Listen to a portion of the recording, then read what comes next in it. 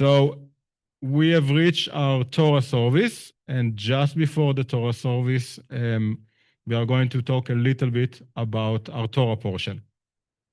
So you can close your prayer book, and I promise, I will not talk for hours. Although there is a lot to say, but I will not. So as I was really sitting and pondering of what to share with you on this day, I read and reread and reread and reread the Akedah story, or the binding of Isaac, which we are going to read today, over and over again. And then just an idea struck me. I said to myself, Matan, you studied Hebrew all of your life. You lived in Israel for most of your life. You studied ancient Hebrew, biblical Hebrew, and even Aramaic. And above all, I love the Hebrew language and its nuances, with the double and sometimes even triple meanings that can hide within a single word or even sometimes a single letter. So I looked once again in the biblical text. But this time when I read from the Torah, I did so with my, well, honestly, Hebrew hat on. The Giddish, that joke, okay? Hebrew hat on. And I was focusing on what the text says or convey to us really between the lines, using the amazing depth of the Hebrew language. And then, like, wow, I found deep and very meaningful wisdom hidden in the words of the Akedah story. Wisdom, again, I could speak about for hours, but I am aware that we are all hungry and today's service is a long one anyway. So I will bring you only some of the text's main teachings and what I believe is God's spiritual advice for our lives today and for the new year and beyond. So our portion begins with God calling to Abraham, to Abraham. And Abraham, and by the way, even the name Abraham used to be Avram, used to be Abram. And then the age or the hay was added after Abraham made the covenant with God. So now we have Avraham. So Abraham answers with very interesting words. Abraham is saying, Hineni. Hineni means here I am. But the word Hineni holds much more within it. It is a word of complete and utter dedication, devotion, and offering of oneself to another or oneself to God. Here I am, my whole being is here, my whole neshama is here for you. As a matter of fact, in Genesis chapter 9, when the flood has finally ended, and God promised there is a rainbow in the sky, and then God promised that the earth will never again be destroyed. Hineni is the very word God uses. Vayomer Elohim el Noach ve'el banav ito le'emor, and God said to Noach and to his sons with him, Ve'ani hineni mekim et briti itchem ve'et zarechem achrechem. And here I am, establish my covenant with you and your offspring to come. Meaning I, together with my whole being and everything that I am, God says, establish my covenant with you and whoever comes after you. Then, in our Akedah story, our text turns to God's request. And yes, I said request and not command. Request of Abraham.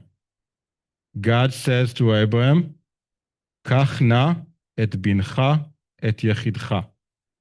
Please, na, please take your son, your only one, Yitzchak, Isaac.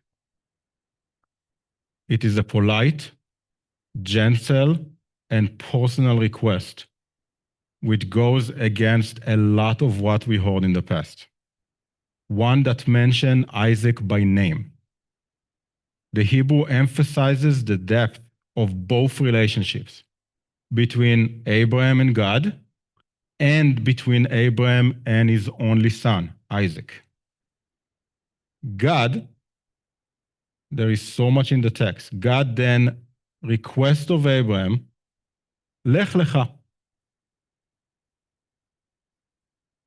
If the phrase sounds familiar to some of you, Lech Lecha, it is because it is the name of a Torah portion where God is just a few chapters earlier. God uses these same words, Lech Lecha, when he requested that Abraham leave his homeland, his family, his friends, and everything he knew and loved, and to journey to the promised land and enter a covenant with God just a few chapters ago. Then Abraham would become the father of a great nation, Israel, or the Jewish people, who would serve and worship God. And just like in chapter 9, Abraham, who believes in God with all of his heart, with all of his might and soul, does not hesitate. He rises vayashkem, he rises early in the morning and sets out with his son to fulfill God's request. The mere use of the word vayashkem means that he rises like it was my teenage daughter on Black Friday. Like he literally rises early in the morning and is ready to do what God says. He can't wait. Which sounds weird. It sounds strange because of the request. Until we consider Abraham's complete and total trust in God. Trust that his son would not die. Trust that no harm would come to him. As we will later see in the depths of the Hebrew, in both the story itself and in the nuances of the Hebrew text. The story then continues, and on the third day, the text says, Vayisa et enav, and Abraham lifted up his eyes. So pay attention to the mode of going up. Vayar et hamakom merachok, and he saw the place from afar. These words hold much deeper meaning than just on the surface. The word vayar means, it can literally means, and he saw. But the same exact letters, and remember the Torah have no vowels. The same exact letters can also convey vayera. And vayera means awe and reverence before God. And the word hamakom literally means the place. But in Jewish tradition, it's also one of God's many, many names, the place. To me, the text suggests that God is always there for us. But sometimes we must lift up our eyes, make the effort to perceive and to be welcome and to open our eyes to the divine. And even then, God may seem far, far away from us, especially in hard times like now.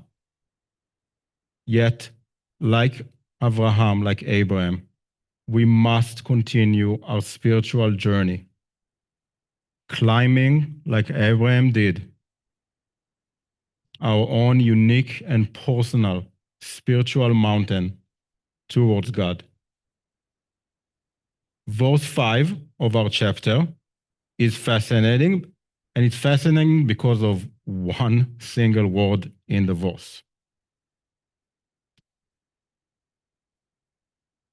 ויאמר אברהם אל נעריו, שבו לכם פה עם החמור, ואני והנער נלכה עד כה, ונשתחווה, ונשובה אליכם. Then Abraham said to his servants, you stay here with the donkey. The boy and I will go there. We will worship, and we will nashuva. We will return to you. The Hebrew, like the English, distinguish between singular and plural forms. The word venashuva is both plural and certain. There is no question about it. We will return. Again, the Torah hints to us that even in the darkest of times, even when reality seems bleak and despair and threaten to overtake us, we must not despair. Instead, we should learn from Abraham, place our trust, complete trust in God, and strive to ascend our own unique spiritual mountain in order to reach Hamakom, to reach the place that God will then show us and that God will be at. Now, we all know what happened next. I don't need to tell you. Abraham prepares to do as God requested.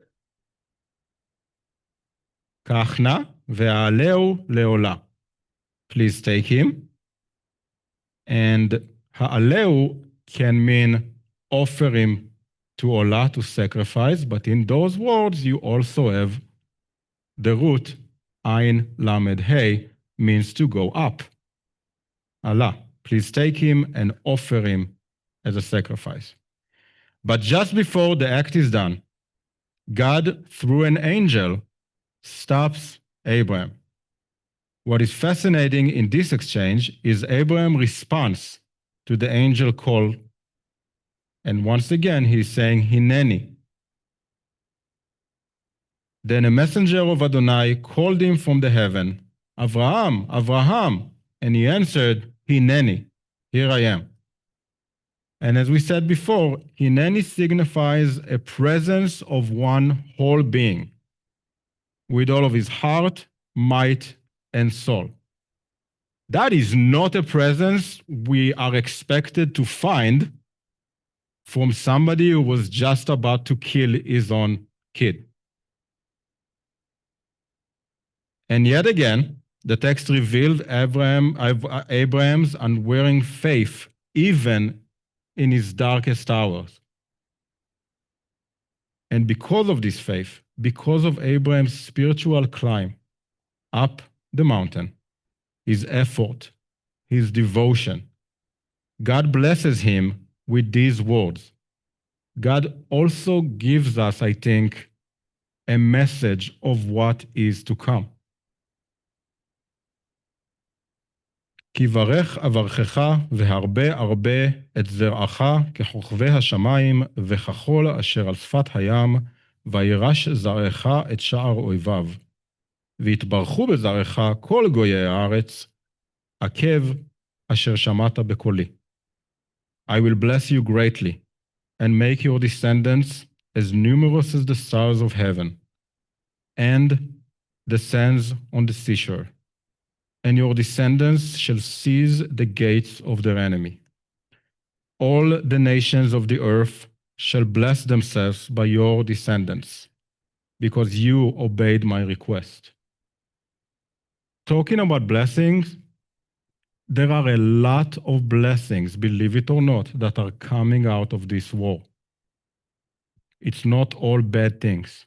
I will name just a few because of time. But because of this war, Israel invented new technology that allow combat medics and paramedics to now take blood into the battlefield with them. Israel also is inventing now, and it's in testing new technology that will allow to do what we usually do on our smartwatch, but for pilots and in much better, to take much better assessment of the pilots, of their vitals, and of other things, and to literally have a jet fighter saying to the pilot, "Oh, you might want to stop. You are getting tired," like our car is doing to us. So because every single aspect of a jet fighter is being monitored, the fuel, the weight, the speed, the heading, everything except the most important thing, which is the pilot. So Israel is working on it now, and of course, I'm sure you all heard that Israel now, and I'm sure the US will be the only countries in the world with technology like Star Wars. Israel literally have, like Austin Powers said, laser beam, but we literally have laser that can shoot missiles, mortar shells, UAVs, can intercept them with very close to 100% accuracy, which is unheard of, and also hopefully will make wars obsolete, because wars and terrorist organizations work in a certain way that if they manufacture a rocket for $7,000 and we need a missile that costs $100,000 to intercept it, it's just not economical at the end. But for a laser, we need about $4, literally, the electric bill. So hopefully that will help, believe it or not, to create peace in this world. So the other side will know it's not going to be economical for them to start a war. I believe that we, as the Jewish people, are in similar and spiritual place today. Like Abraham, we live in a reality that often feels dark, heavy, and overwhelming every single time we open the news. But I also deeply believe that if we place our trust in God, if we lift up our eyes to seek the divine, if we climb, and I'm saying climbing because it's not easy. It's not easy to do it in your hardest hour. If we climb our own mountains, we too will be blessed. We will carry forward God's promise to Abraham to flourish like the stars of the heavens and the sands of the seashore, and to continue being a blessing to all of the nations of this world and to the earth. May we all go from strength to strength, and may God bless us with a good and sweet and healthy and happy New Year. Shana Tova u'Metuka, and let us say Amen.